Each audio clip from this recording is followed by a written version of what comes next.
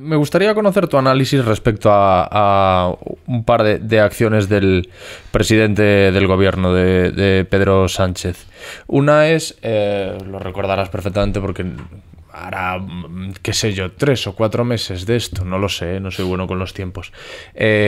Salieron a la luz las acusaciones a su mujer. Sí. Y entonces anunció que estaba estudiando irse. Y empezó a publicar cartas. Sí. Una genialidad, sí. En la red. Una genialidad. Sí, total. Sí, ¿no? Total, impresionante. Yo no lo podía creer, o sea, me levanté ese día y decía, pero esto ya es una clase completa, o sea... ¿Qué son estas cosas que cuando no estás tan formado como lo puedes estar tú, yo lo veo y digo, esto o es una genialidad o es un movimiento absolutamente kamikaze? Las genialidades tienen ese riesgo, que pueden convertirse fácilmente en una estupidez. Sí. Porque depende justamente de cuánto eres capaz de que el contexto responda exactamente lo que tú necesitas que responda. Efectivamente era una jugada de altísimo riesgo y podía significar que él tenía que entregar rápidamente el gobierno. Pero esa jugada, funcionando, le permitió un éxito total internamente dentro del partido. Porque él demostró que con una jugada que todos entendieron que era una rendición, él lograba ser mucho más fuerte. Demostró que hasta la jugada más extraña, él la tiene controlada. Y un jugador así, todos le rinden respeto porque defiende tu vida, defiende tu proyecto político, defiende tu empleo, defiende todo lo que quieres defender. Cuando las primeras horas estaban todos mirando con cara de ¿qué? ¿Nos está entregando todo a los leones? No, él ganó tiempo, él alargó los tiempos. Que necesitaba saber información. A ti te llega esta noticia, no sabes si vas a sobrereaccionar o no. Me tomo el tiempo. El sábado ya me di cuenta que todavía está tranquilo, que esto lo puedo superar, lo puedo soportar. Que está difícil, pero lo puedo soportar. Entonces ya tranquilizo a todos, mando los mensajes del caso, están todos tranquilos, están todos contentos, ¿ya? Y le funcionó decir, me voy y vuelvo. Eso en política suele ser muy difícil. Entonces, la jugada fue de altísimo riesgo, pero le permitió gestionar algo ingestionable. Pero luego publicó una segunda carta. Sí. Y no sé ni dónde ni a quién le escuché comentar que dentro del partido se estaban cansando. O sea, que dentro del partido ya había gente porque según parece, los mismos integrantes de su partido político no sabían nada de qué es lo que estaba pasando. Por supuesto, no sabía nada. Forma parte, ¿no?, de la propia estrategia. Porque el riesgo es tan grande que solo tiene que manejar esa información. No, era correcto, obviamente molesta, pero molesta adentro y eso se filtra un poco, qué sé yo, pero al final no pasa nada, porque todos saben que es un jugador muy rudo y que si tiene que ir muy fuerte a jugar, va a hacerlo por dentro y por fuera. Lo hizo también, represalió internamente el partido, o sea, jugó todas las cartas que ha tenido. Lo que pasa es que tener que jugar todas las cartas tampoco es bueno. Si su debilidad es en general esto es así, su debilidad es su fortaleza. Ahora, le pasó que tuvo la ventaja de que el PP estaba en un momento intersticial. Feijóo no era realmente el líder del partido, habían tenido que poner a Ayuso, a sacar a Ayuso de lo que era lo lógico, que reemplazara a ella, pero resulta que Ayuso estaba metida en muchos líos en ese momento y no era el mejor momento, entonces ponen a Feijóo. Y Feijóo entonces estaba intersticial. En realidad el líder, la imagen simbólica del partido era Ayuso y Feijóo era el segundo, pero era el primero formalmente. Entonces eso le permitía a Sánchez ser un todopoderoso y se equivocó la derecha porque empezó a inventar esto, cosas del sanchismo. Y el sanchismo lo único que hacía era fortalecer a Pedro Sánchez, porque lo convertía no solamente lo convertía en ideólogo, lo convertía en metafísico. Entonces le dio más poder. Pensando que esa acusación de poder lo iba a debilitar, le dieron más poder. Si esto ocurriera ahora, que Feijóo ya está más firme, que en la práctica ya logró más o menos deshacerse de Ayuso para efectos de la... ¿ya? A mí ya me parece evidente que va a ser él el que siga el camino un par de años. Ya aprendió el juego, ya sabe jugarlo mejor. Ayuso ha cometido errores, él ha mantenido el equipo cerrado con él. Entonces, ahora a Sánchez le sale mucho más caro jugar como juega él. Le salía mucho más difícil. Porque al frente ya hay alguien. Antes la persona que tenía que estar al frente, que era Ayuso, no estaba al frente. Estaba escondida.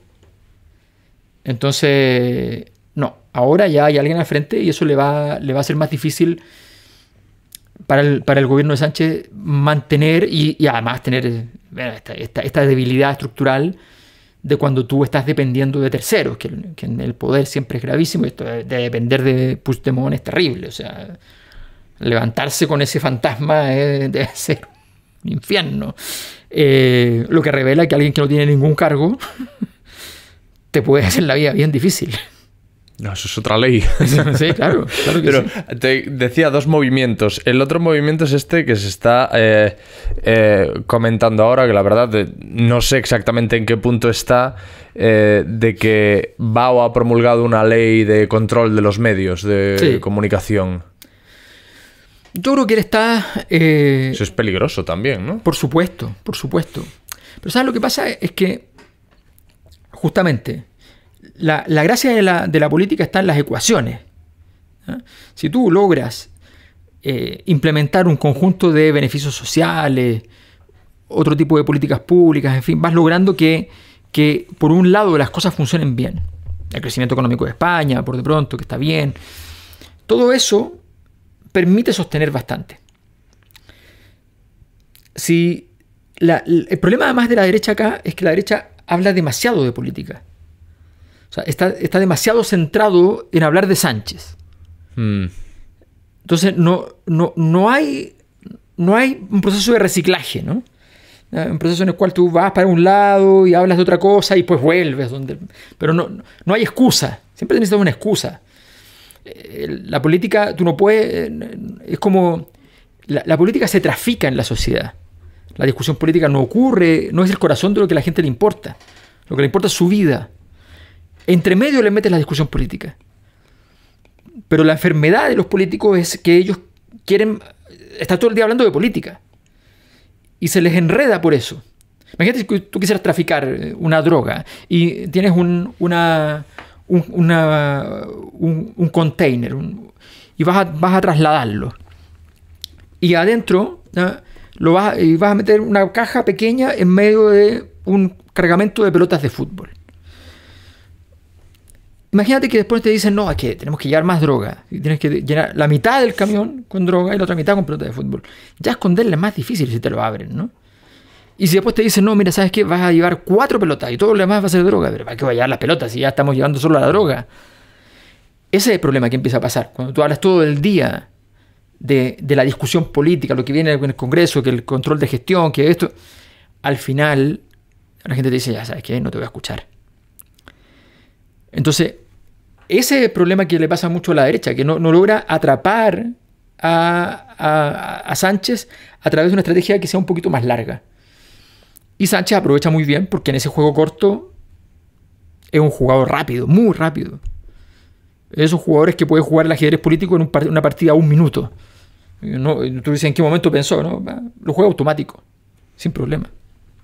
Pero ¿cómo ves entonces la posibilidad de que haga algo así? Es una medida un poco, no sé si autoritaria, podemos decirlo. Sí, yo creo que a ver, depende de lo que plantee finalmente. Yo creo que más bien lo que le interesa es dar una señal.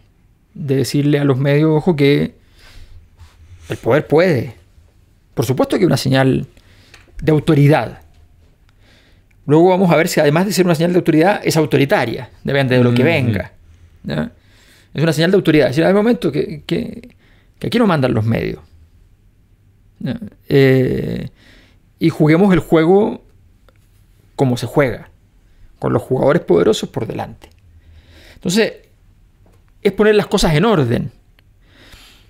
Eso ya es polémico, por supuesto, pero lo que es inaceptable, ya no polémico, es cuando entras en dinámicas autoritarias de restricción.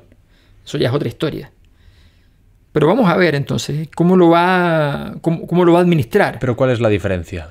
La diferencia es que tú, cuando eres obsceno en tu poder real, cuando tú lo explicitas, es un poco ordinario. Sí.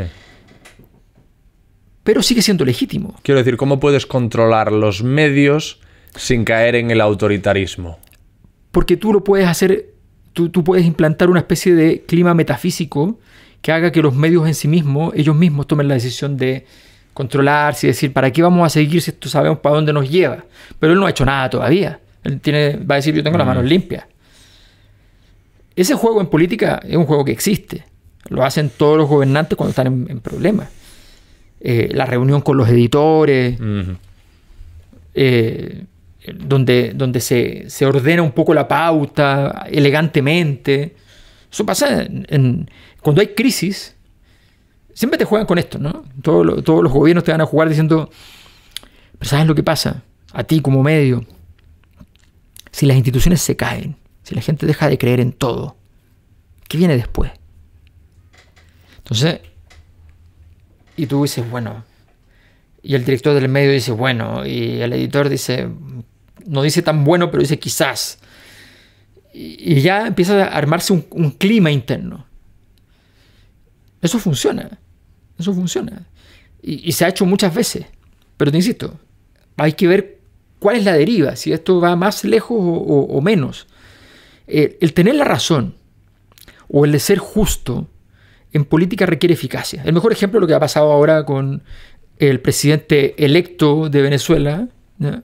El señor González, que como ha sido la tónica de la oposición venezolana durante estos últimos años, es de una incompetencia insuperable. Y por tanto es capaz de ganar una elección y es capaz de destruir su propio capital político con acciones propias. Donde lo que le pasó a Guaidó también. Entonces tú te das cuenta de que allí la razón fundamental por la que resiste el régimen de Maduro es por la oposición. No es por Maduro.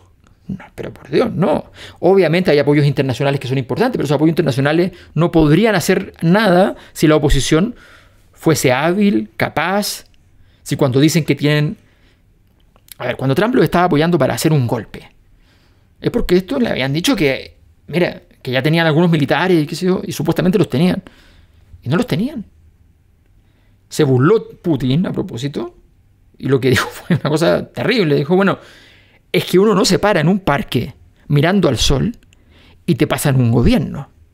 Hablando de Guaidó y López puestos en el parque allí diciendo aquí estamos para traer la democracia. No, eso no funciona. Creo que tienes que tener algún tanque, ¿no? Creo que tienes que tener alguna cosa. Y cuando Estados Unidos, la oposición venezolana le dice, mire, es que nosotros no lo vamos a poder hacer, ¿puede usted invadirnos? Le dicen, no, nosotros, perdón, pero nosotros no vamos a hacer eso. y ahí se acabó todo. Entonces, cuando un país no se puede hacer, una oposición no se puede hacer cargo de su propio problema, y te dice a otro país, invádame para que después me dé el poder. Es que yo invado para quedarme, ¿me entiendes? Porque si no, no invado. Nadie invade para pasárselo a otro. Entonces, no existe eso en política. Entonces, hay gente muy incompetente políticamente. Y por eso sobrevive. Si te pongo un ejemplo, que obviamente no sé si estaría disponible, ¿no? Pero hay grandes rostros internacionales de mucho respeto venezolano. Si tú le pides supongamos que tu candidato es Moisés Naim, ¿Maduro puede sostenerse en pie con Moisés Naim al frente? Yo creo que no. Se le hace muy difícil. Los países se aglutinan para decir reconozco el gobierno, reconozco rápidamente. Se le hace muy complicado. Es cierto que tiene un apoyo de China, de Rusia más fuerte que de China, pero los chinos no se van a meter en un lío. Si la cosa está muy difícil, dicen, ya está. Los rusos son más de jugar todas las pelotas, ¿no? De ir siempre a marcar al rival donde sea, en qué parte de la cancha. Pero los chinos no.